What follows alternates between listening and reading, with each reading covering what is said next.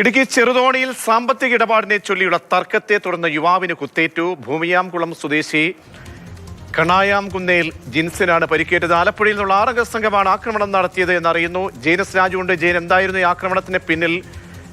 കുത്തേറ്റ യുവാവിന്റെ ആരോഗ്യസ്ഥിതി എന്താണ്? പോലീസ് പറയുന്നത് എന്ത്? കേസെടുത്തോ? പ്രജീഷ്, ഇന്ന് രാവിലെ 5 മണിയോടെയാണ് ഈ സംഭവം ഉണ്ടാകുന്നത്. ഒരു ആലപ്പുഴയിൽ നിന്നെത്തിയ 6-7 പേരടങ്ങുന്ന ഒരു സംഘം ആണ് ജിൻസിനെ ആക്രമിച്ചത്. ജിൻസ് കുറച്ച് നാളുകൾക്ക് മുമ്പ് ഒരു പെൺകുട്ടിയുമായി, ഒരു യുവതിയുമായി സൗഹൃദത്തിലായിരുന്നു. ഈ സൗഹൃദ ബന്ധം നിലനിൽക്കുന്ന സമയത്ത് ഇദ്ദേഹത്തിന് ഒരു ബൈക്ക് ഈ യുവതി മേടിച്ചു നൽകി.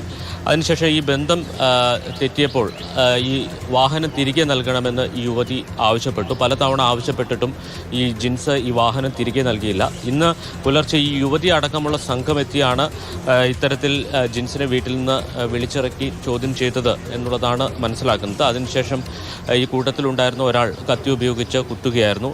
ഷോൾഡറിനാണ് പരിക്കേറ്റിരിക്കുന്നത്. ഷോൾഡറിൽ 8 തുന്നിക്കുത്തലുകൾ ആവശ്യമായിട്ട് വന്നു. ഇപ്പോൾ മെഡിക്കൽ കോളേജിൽ ചികിത്സയിലാണ്.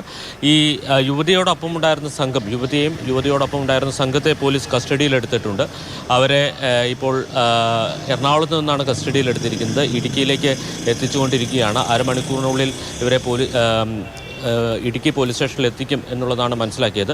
ഇവരെ ചോദ്യം ചെയ്താൽ മാത്രമേ ഇതിൻ്റെ പിന്നിൽ എന്തായിരുന്നു എന്ന കൃത്യമായ വിവരം നമുക്ക് ലഭ്യമാകൂ. ഇപ്പോൾ ലഭ്യമാകുന്നത് പ്രാഥമിക വിവരം മാത്രമാണ്. ശരി, ജെയിനാണ് വിവരം നൽകിയത്. സാമ്പത്തിക തർക്കമാണ് അക്രമത്തിലേക്ക് എത്തിയത്. ആലപ്പുഴയിൽ നിന്നെത്തിയ സംഘം യുവാവിനെ കുത്തി പരിക്കേൽപ്പിച്ചു.